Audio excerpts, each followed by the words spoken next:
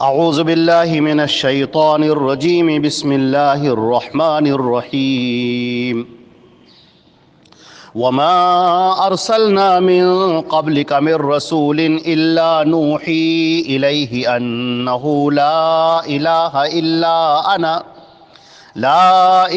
الا انا فاعبدون۔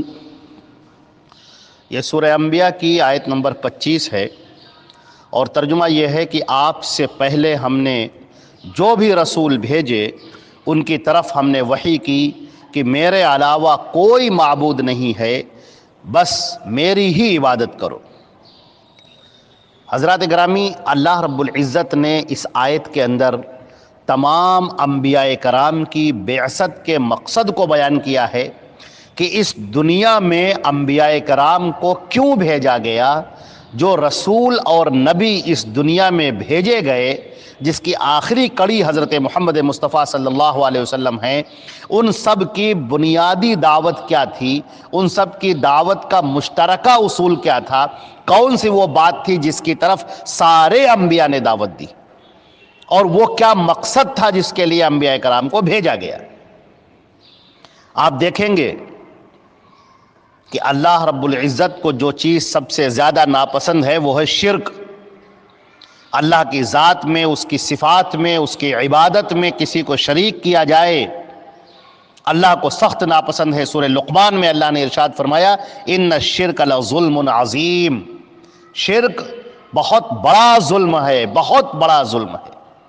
اللہ کے رسول صلی اللہ علیہ وسلم سے پوچھا گیا کہ اے اللہ کے رسول، سب سے بڑا گناہ کیا ہے؟ اکبر الکبائر، سب سے بڑا گناہ؟ آپ نے فرمایا کہ تم اللہ کے ساتھ شرک کرو، یہ اکبر الکبائر۔ اللہ رب العزت نے فرمایا کہ جس نے بھی شرک کیا جنت اس پر حرام ہو گئی، ومن یشرک باللہ فقد حرم اللہ علیہ الجنہ، جنت اس کے لیے حرام ہو گئی، وماواہ النار، اور جہنم اس کا ٹھکانہ ہو گیا۔ اسی طریقے سے اللہ رب العزت نے فرما دیا ہے کہ جو بھی شرک کرنے والا ہوگا، جس کی موت شرک کی حالت میں ہو گئی ہو، توبہ کی توفیق نہ ہوئی ہو، شرک پر وہ مر گیا ہو، اس کے لیے جہنم ہے، جنت اس کے لیے حرام کر دی گئی، دروازے اس کے بند کر دیے گئے۔ چنانچہ یہ شرک کیا ہے، اللہ کی توحید کیا ہے، اسی توحید کی طرف بلانے کے لیے اللہ تعالیٰ نے تمام انبیاء کرام کو بھیجا۔ قرآن پاک میں اللہ رب العزت نے مختلف انبیاء کرام کی دعوتوں کا تذکرہ فرمایا ہے، اور جن سب کی دعوت کا بنیادی مقصد یہی رہا کہ تم اللہ کی توحید کی طرف آ جاؤ، ایک اللہ کی عبادت، ایک اللہ کو ماننا۔ ایک اللہ کو ماننا کیا ہے؟ کہ یہ پوری کائنات اللہ نے خلق کی ہے، یہ پوری کائنات اللہ نے بنائی ہے، اس کائنات کا انتظام، اس کو چلانا، یہ صرف ایک اللہ کا کام ہے، اس میں کوئی دوسرا شریک نہیں ہے، صرف ایک اللہ ہے، وحدہ لا شریک لہ۔ قرآن پاک میں اللہ نے فرمایا الا لہ الخلق والامر، سن لو، اسی کا کام ہے پیدا کرنا، اسی کا کام ہے چلانا۔ الحی القیوم، وہ زندہ و جاوید ہے، اور اس پوری کائنات کے نظام کو تنہا سنبھالے ہوئے، وہی ہے جو اس پوری کائنات کے نظام کو دیکھ رہا ہے، پوری دنیا کو وہی چلا رہا ہے، وہ ایک اللہ ہے، اور اس کے ساتھ میں دوسرا کوئی شریک نہیں ہے۔ یہ انبیاء کرام کی دعوت ہے۔ لہٰذا سارے انسانوں، تم سب کے سب، تمہاری ذمہ داری یہ ہے، تمہارا فرض یہ ہے کہ جب تمہیں کچھ مانگنا ہو تو ایک اللہ سے طلب کرو، تمہاری دعائیں، تمہاری التجائیں، تمہاری پکار، یہ صرف ایک اللہ کے لیے ہونی چاہیے۔ تمہاری عبادتیں، تمہاری نماز، تمہارے روزے، تمہارے صدقے، تمہاری نذر، تمہاری قربانیاں، یہ صرف عبادت کی جتنی شکلیں ہیں وہ صرف ایک اللہ کے لیے ہونی چاہیے۔ نبی کریم صلی اللہ علیہ وسلم نے تو یہاں تک فرما دیا کہ اگر تم میں سے کسی کا جوتے کا تسمہ بھی ٹوٹ جائے تو وہ اللہ سے مانگے، حتی یسأل شسع نعلہ اذا انقطع، جوتے کا جو تسمہ ہوتا ہے جس سے جوتا باندھا جاتا ہے، اگر وہ بھی ٹوٹ جائے تو اس کو بھی اللہ سے طلب کرو۔ اسی طریقے سے اللہ رب العزت کو پکارنے کے لیے، اس کو دعا ہے۔ دعا کیا ہے؟ عبادت ہے۔ دعا مخ العبادہ، عبادت کی جڑ ہے، بنیاد ہے۔ تو جب کسی کو کچھ طلب کرنا ہو تو ایک اللہ سے طلب کرے۔ آپ صلی اللہ علیہ وسلم نے فرمایا کہ اگر کسی نے اللہ کے علاوہ کسی غیر کی قسم کھا لی فقد اشرک، اس نے شرک کیا۔ تو قسم بھی اللہ کے علاوہ کسی غیر کی نہیں کھانی چاہیے، پکارنا صرف ایک اللہ کو، التجائے دعائیں ایک اللہ کی۔ اور کفار مکہ جیسا کہ کہا کرتے تھے کہ ہم نے یہ لات عزا ہبل ان کو ہم نے اس لیے بنا رکھا ہے کہ ہم ان کی عبادت اس لیے کرتے ہیں کہ یہ اللہ کے پاس ہمارے سفارشی بن جائے، یہ اللہ نہیں ہے، یہ اللہ کے پاس ہمارے سفارشی بن جائیں۔ اللہ نے فرمایا ادعونی استجب لکم، تم مجھے پکارو میں تمہاری پکار سنوں گا۔ لہذا صرف ایک اللہ کو پکارا جائے، وہی خالق ہے، وہی مالک ہے، وہی اس کائنات کا چلانے والا ہے، وہی بیٹا بیٹی دینے والا ہے، وہی رزق دینے والا ہے، وہی کسی کے رزق میں کشادگی کرتا ہے اور کسی کے رزق کو تنگ کر دیتا ہے، وہی کسی کی زندگی دراز کرتا ہے اور کسی کی زندگی ختم کر دیتا ہے، اسی کے ہاتھ میں عزت ہے، اسی کے ہاتھ میں ذلت ہے۔ قل اللہم مالک الملک، آپ کہہ دیے شہنشاہوں کے شہنشاہ، تؤتی الملک من تشاء وتنزع الملک ممن تشاء وتعز من تشاء وتذل من تشاء بیدک الخیر۔ آپ جس کو چاہتے ہیں حکومت دیتے ہیں اور جس سے چاہتے ہیں حکومت چھین لیتے ہیں، جس کو چاہتے ہیں عزت دیتے ہیں اور جس کو چاہتے ہیں آپ ذلیل کر دیتے ہیں، سارے خیر سب آپ کے ہاتھوں میں ہے۔ لہٰذا ایک اللہ کو ماننا، ساری طاقت، ساری قوت، سارا اقتدار سب ایک اللہ کے پاس میں ہے، اور اس کے علاوہ کوئی دوسرا نہیں ہے جو اس کائنات کے نظام کو چلا رہا ہو، کوئی نہیں ہے جو پانی برساتا ہو، زمین سے غلے اگاتا ہو، کوئی نہیں ہے جو کسی کو رزق دیتا ہو، کسی کو بیٹا بیٹی دیتا ہو، کسی کے پریشانیوں کو دور کرتا ہو۔ اللہ تعالیٰ فرماتا ہے امن یجیب المضطر اذا دعا، جب کوئی پریشان حال ہوتا ہے اور پریشانیوں میں پڑ جاتا ہے تو اس کی پریشانی کو کون دور کرتا ہے سوائے ایک اللہ کے؟ تو اللہ رب العزت وہ ہے جو سب کا مالک ہے، سب کا آقا ہے، رب العالمین ہے، اور وہی معبود برحق ہے، سچا معبود وہی ہے، حقیقی معبود۔ لہٰذا اسی کو پکاریں، اسی سے التجائے کریں، اسی سے فریاد کریں، اسی کو مشکل کشا مانیں اور اسی سے سب کچھ طلب کریں۔ اب دیکھیے انبیاء کرام کی دعوت کو اللہ رب العزت نے جو پیش فرمایا ہے قرآن پاک کی مختلف آیات میں، حضرت نوح علیہ السلام کی دعوت کو سورہ اعراف میں پیش کیا ہے، آیت نمبر 59 میں پیش کیا ہے۔ لقد ارسلنا نوحا الی قومہ، ہم نے نوح کو اس کی قوم کی طرف بھیجا، فقال یا قوم اعبدوا اللہ ما لکم من الہ غیرہ، اس نے کہا کہ اے میری قوم کے لوگوں صرف ایک اللہ کی عبادت کرو، اس کے علاوہ تمہارا کوئی دوسرا معبود نہیں ہے۔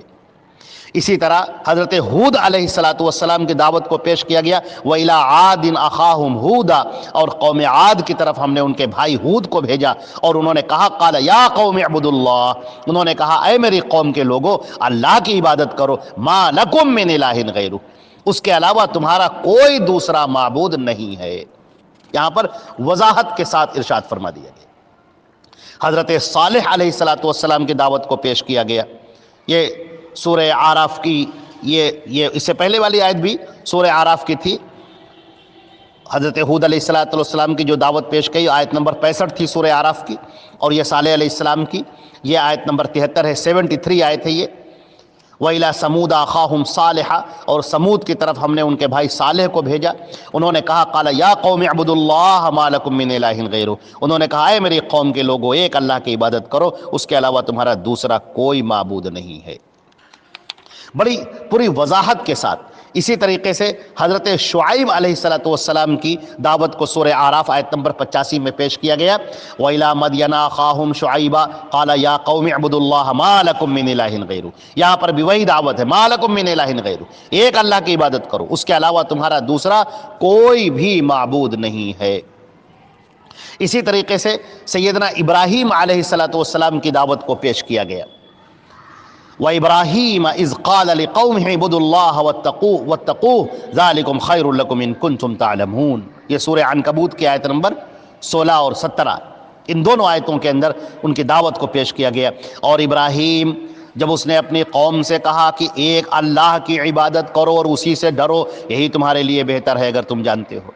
انما تعبدون من دون اللہ اوثانا، تم اللہ کے علاوہ جن کو چھوڑ کر عبادتیں کر رہے ہو یہ مجسمے ہیں، اور تم یہ جھوٹ گڑھ رہے ہو، اور اللہ کے علاوہ تم جن کی بھی عبادت کرتے ہو لا یملکون لکم رزقا، وہ تمہارے لیے رزق کے مالک نہیں ہیں، فابتغوا عند اللہ الرزق، اللہ کے پاس رزق کو تلاش کرو، اور واعبدوا، اور اسی کی عبادت کرو، واشکروا لہ، اور اسی کا شکر ادا کرو، الیہ ترجعون، اسی کی طرف تم کو پلٹ کر جانا ہے۔ یہ حضرت ابراہیم علیہ السلام کی دعوت کو بڑے خاص انداز میں پیش کر دیا گیا، بڑی وضاحت کے ساتھ۔ یوسف علیہ السلام کی سورہ یوسف میں آیت نمبر 40 کے اندر دعوت پیش کر دی گئی، جب انہوں نے کہا یا صاحب السجن، اے میرے زندہ کے لوگوں، جیل کے ساتھیوں، یہ الگ الگ رب بہتر ہیں یا ایک اللہ جو واحد ہے اور سب پر غالب ہے؟ ما تعبدون من دونہ الا اسماء، یہ تم اللہ کے علاوہ جن کی بھی عبادت کر رہے ہو، چند نام ہیں جو تم لوگوں نے گڑھ رکھے، تم نے اور تمہارے باپ دادا نے۔ اللہ نے اس کے لیے کوئی دلیل نہیں اتاری۔ حکومت، معاملہ، فیصلہ صرف ایک اللہ کا ہے۔ اس نے یہ حکم دیا ہے کہ تم اس کے علاوہ کسی کی عبادت نہ کرو، یہی ہے سیدھا دین، لیکن اکثر لوگ اس بات کو سمجھتے نہیں۔ ہمارے پیارے رسول حضرت محمد مصطفیٰ صلی اللہ علیہ وسلم کی دعوت کو جو پیش کیا گیا سورہ صاد آیت نمبر 66 اور 65 میں، قل انما انا منذر، آپ کہہ دیجئے کہ میں تو ڈرانے والا ہوں، وما من الہ الا اللہ الواحد القہار، اور کوئی بھی معبود نہیں ہے سوائے ایک اللہ کے جو تنہا ہے اور سب پر غالب ہے، رب السماوات والارض، آسمان اور زمین کا رب، وما بینہما، اور ان دونوں کے درمیان جو کچھ ہے اس کا رب، العزیز والغفار، انتہائی طاقتور اور بہت زیادہ مغفرت کر دینے والا۔ لہذا ہمارے سامنے یہ جو سورہ انبیاء ہے، اس کے اندر تمام انبیاء کی دعوت کو پیش کر دیا گیا کہ ہم نے آپ سے پہلے جو بھی رسول بھیجے ان کی طرف ہم نے یہی وحی کی، انہ لا الہ الا انا، کہ میرے علاوہ کوئی دوسرا معبود نہیں ہے، کوئی حقیقی سچا معبود کوئی نہیں ہے، فاعبدونی، لہذا تم صرف میری ہی عبادت کرو، میرے علاوہ کسی کی عبادت نہ کرو۔ تو یہ انبیاء کرام کی دعوت کا خلاصہ تھا، یہی نبیوں کی دعوت ہے اور یہی انبیاء کا کام ہے، اور آخری نبی حضرت محمد مصطفیٰ صلی اللہ علیہ وسلم نے بھی اسی چیز کی طرف دعوت دی۔ لہٰذا ہم کو توحید کو بہت اچھی طرح سے سمجھنا ہے، کیونکہ یہی اساس ہے، یہی بنیاد ہے، اسی کے ساتھ عبادتیں اور نیکیاں قبول ہوتی ہیں، اور اگر یہ توحید نہ رہے، شرک آ جائے، تو پھر کوئی نیکی قبول نہیں ہوتی ہے اور آدمی کے لیے صرف جہنم ہے۔ اللہ رب العزت ہم کو اور آپ کو جہنم سے بچائے اور توحید پر چلنے کی توفیق عطا فرمائے۔ والسلام علیکم ورحمۃ اللہ وبرکاتہ۔